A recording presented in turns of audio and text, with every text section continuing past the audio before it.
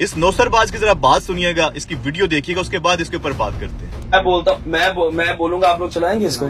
चले शहबाज गिल इमरान को लड़कियां सप्लाई करता था, अब आपने ये चलाना है। हमारे माशरे में गलीज लोगों की कमी नहीं है। इस तरह के मजीद गलीज गंदे आंडे हमारी सोसाइटी में, हमारे माशरे में पाए जाते हैं, जो सोशल मीडिया के ऊपर आके चेने डाल के हीरो बन रहे होते हैं। ये वही बंदा है जिसकी हरीम शाह के साथ नजेबा वीडियो लीक हुई थी। ये वही बंदा है, सिर्फ हरीम शाह नहीं, इसके अलावा कुछ और लड़कियां थी जिनके साथ ये गंदी हरकतें करते हुए इसकी वीडियोस लीक हुई थी। अब इसका कैरेक्टर क्या है, इसकी पर्सनैलिटी क्या है, इसका किरदार क्या है, वो वीडियो देख के आपको समझ जाना चाहिए कि ये किस कैटेगरी का बंदा है, इसकी मेंटालिटी क्या है। इस बंदे के ऊपर पाकिस्तान में नौसरबाजी के, फ्रॉड के कई केसेस दर्ज है।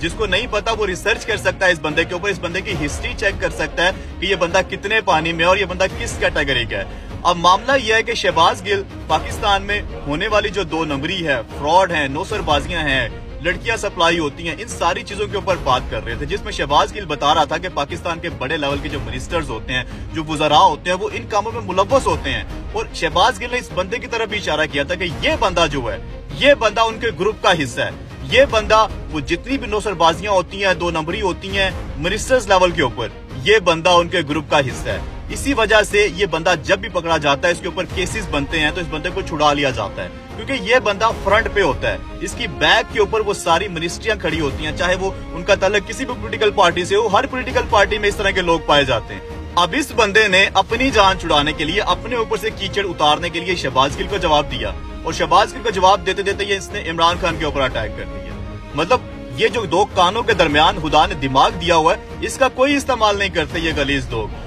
कोई अकल, कोई दलील, कोई सबूत, कोई लाजिक कुछ नहीं है, बस मुंह उठाया है और गंद फेंक दी है। ओ भाई, तुम्हारी अपनी गंदी वीडियोस लीक हो चुकी हुई हैं, तुम्हारी बात के ऊपर कौन यकीन करे। जिसके बारे में कहते थे कि नशा करता है, फहीम पीता है, पाउडर पीता है, पता नहीं क्या क्या करता है, 4 दिन जेल में नहीं गुजार सकता क्योंकि नशा नहीं मिलना उसे वहां पे।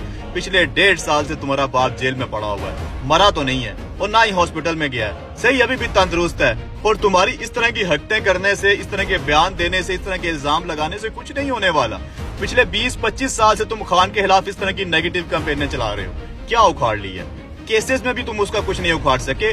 उसके खिलाफ नेगेटिव कैंपेन चला के उसके ऊपर कीचड़ और गंद उछालने से भी आप उसका कुछ नहीं बिगाड़ सकते, क्योंकि जिसको अल्लाह इज्जत देता है उसे आप जैसे गलीज लोग गिरा नहीं सकते।